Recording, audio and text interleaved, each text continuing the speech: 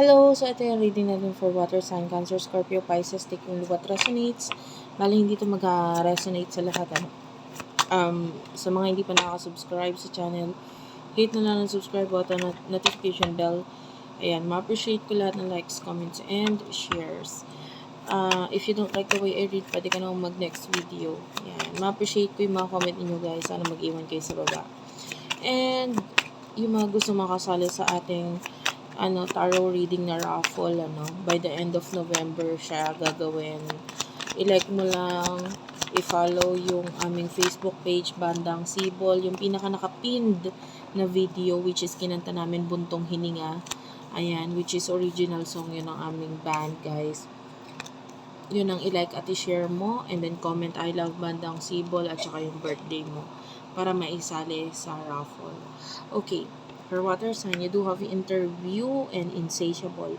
So, sa nakikita natin dito, there's conversation na nangyayari ngayon or paparating pa lang.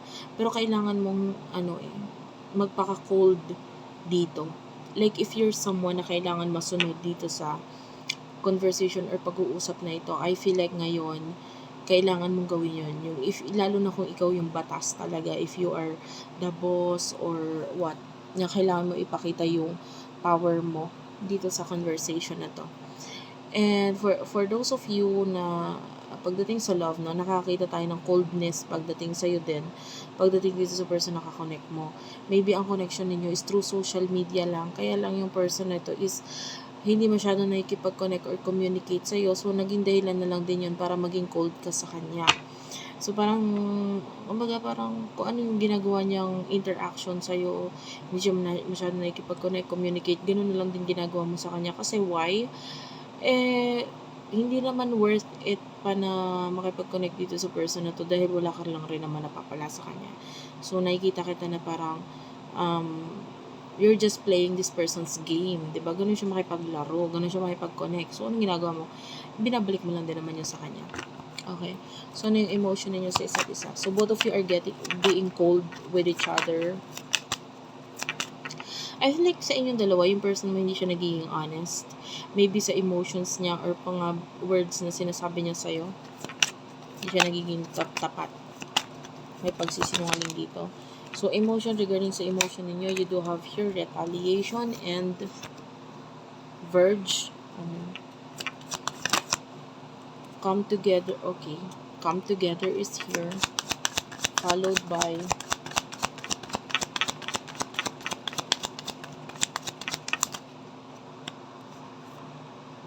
poison. So, yung emotion mo for your person is that pwedeng minsan mo nang na-reveal or sinabi sa kanya yun. Kumbaga, ikaw yung naging open pagdating sa emotion mo dito sa person na to. Pero ngayon kasi nakikita mo, yun nga, hindi siya masyadong nagiging open sa'yo. So, ganun lang din ginagawa mo dito eh. Yung emotion mo sa kanya, part of you is medyo galit or inis dahil sa ginagawa niya sa'yo. Kaya mo nga ginagawa yan, kaya mo siya ginagantihan, kaya mo ginagawa yung mga ginagawa niya sa'yo kasi naiinis ka sa kanya. And then yung person na ito, I feel like gusto niya ng reconciliation pero medyo may toxic. Ito ha, to be honest, yung iba sa inyo, this person sees you as someone na very toxic. Kung hindi man ikaw, it could be the reason na hindi siya nakikipag-connect sa'yo is there's a toxic person sa side niya na nagiging dahilan kung bakit hindi kayo nagkakaroon ng reconciliation. So, alin man doon, alam mo naman yun. Alam mo naman kung ikaw yung nakikitaan ng person na to ng toxicity or there's another person na nagiging involved, na nagiging dahilan para maging feeling niya toxic kasi itong taong to. So, hindi tayo pwede mag-reconnect or mag-reconcile kasi meron pa akong toxic dito na person na naging dahilan para kumbaga ayoko siya maging toxic ayoko siya magalit sa akin, parang gano'n. And pwedeng may magagalit pagka nakipag-connect siya sa'yo. So, nag-create yun ng toxicity sa energy ng person mo. So, as much as possible, gusto ng person nito at peace lang ang lahat. Nagigets mo ba yun? So, anyway, you do have your unconditional. So, I can see love between the two of you, especially with regards sa inyong past. Or if you're dealing with your past, yan, nakikita tayo talaga dito ng love, unconditional love sa inyong dalawa. Pero yun nga lang talaga, this person don't want drama. which is pwedeng pag nagka-reconcile kayo, reconnect kayo, magkikreate kasi ng drama sa connection ninyong dalawa. Ayaw niya yun. Your person could be trapped sa isang situation. You do have your entrapment. Could be may kinalaman sa pagbubuntis. Yan, nakakita tayo ng buntis dito sa picture. Yan. Pwedeng siya ay buntis or nakabuntis kung siya ay lalaki or what.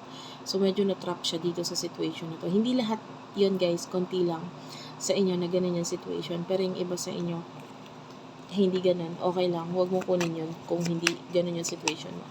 So, what will happen in the near future for the both of you? In the near future for the both of you. In the near future for this, for water sign. Drastic is here, focus and threatened. Sensya ka na pag umaalog, pag ano ha, pag nagsishuffle ako, pag nag-aalog yung table. Okay, nandito talaga yung love eh. I mean, this love is unconditional. Yung connection ninyo, yung emotions ng person sa'yo is very unconditional.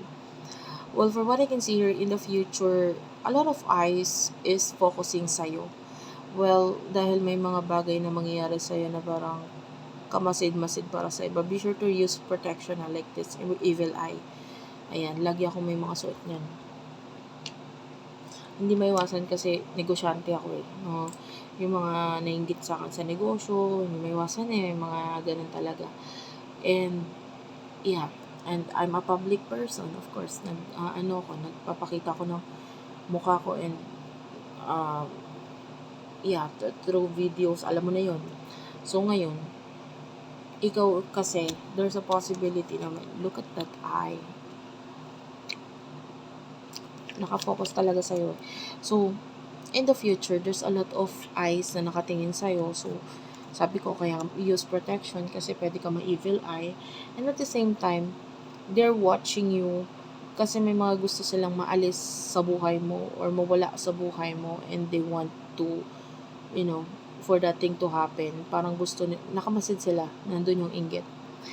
And, this person, and, as you can see, there's a clown here sa picture. Kind of like si Joker, alam mo yun. Anyway, nakakita tayo dito ng pagtatago pa rin mula dito sa person na to, unfortunately. And I feel like meron siya mga sinusulat na sulat papunta sa'yo, pero hindi niya sinasend yun. Or hindi niya sinasabi yun. Meron siya mga tinatype, kinecreate na message, pero hindi niya sinasend yun. Pero gusto niya isend, pero hindi niya rin kasi, na hindi niya gustong isend. Gusto niya lang i-voice out.